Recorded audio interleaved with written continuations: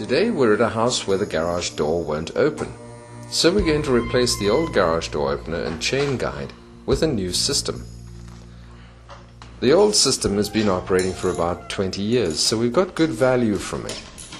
It's quite easy to remove. Firstly, disconnect the power to the unit and then disconnect the wiring to the wall switch. Remove the bolt screws from the header bracket and let it fall free. Now remove the bolts securing the motor to the supporting angle irons. These angle irons have been secured to the ceiling by driving screws into the wooden ceiling joists, which are located behind the ceiling board, for support. In this case, we were able to use the same angle irons for the new system.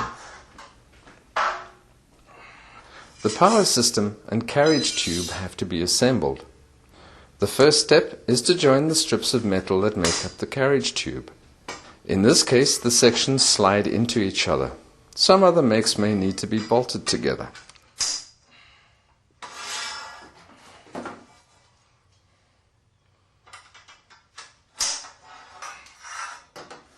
Mount the carriage tube to the front of the power unit. Once again, the brand that you've bought may be different, but it will be quite similar to this demonstration, so follow the manufacturer's instructions.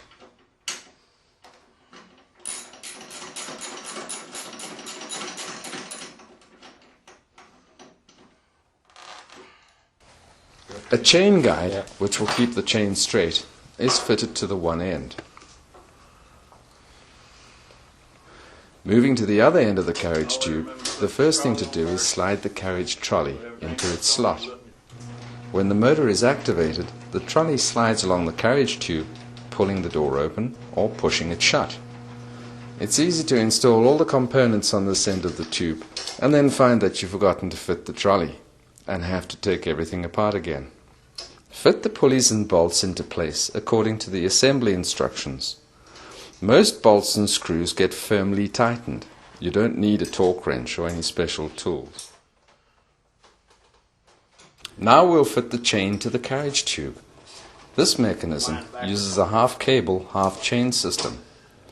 Thread the cable as required and attach it to one side of the carriage trolley.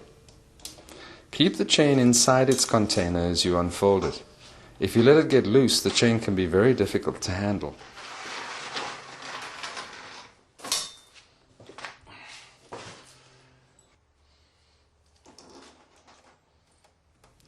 Once the other end of the chain has been secured to the carriage trolley, the chain tension can be adjusted as the unit lies on the floor. Tension should be tight enough so that the chain doesn't sag. The unit is now fully assembled and will mount the header bracket which holds the carriage tube to the wall above the door. We're using the same positioning as was used for the old system. The easiest way to handle the new system is to rest the motor on top of a ladder and then secure the end of the carriage tube to the header bracket.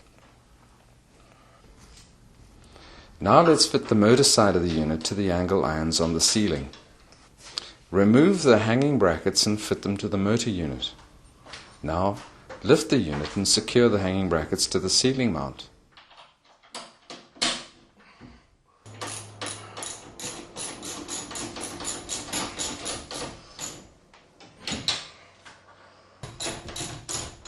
The garage door opener is now firmly mounted into position. Next we'll mount two light beam sensors, one on each side of the garage door.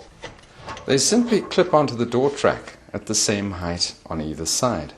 This is a safety device that will shut down the motor if the beam of light between the two sensors is interrupted by something that's in the path of a closing door. Connect the wiring for the wall control switch to the power unit.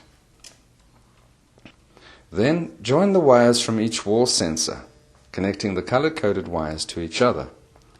Secure them into position on the power unit.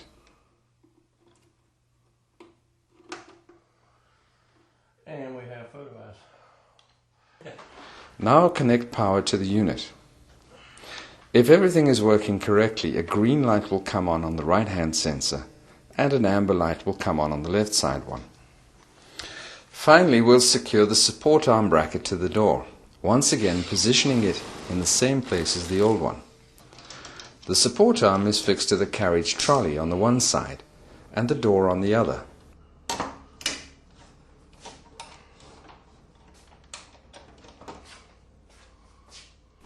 When the motor is activated, the trolley slides along the carriage tube, pulling the door open or pushing it shut. A release mechanism is built into the carriage assembly to allow the door to be opened if there is a power failure, and is activated by this cord and handle. Now it's time to test the system. The door opens just fine, but it doesn't go all the way up, so Bubba, our technician, will adjust it to be perfect by turning the up or down adjustment knobs on the side of the power unit with a screwdriver.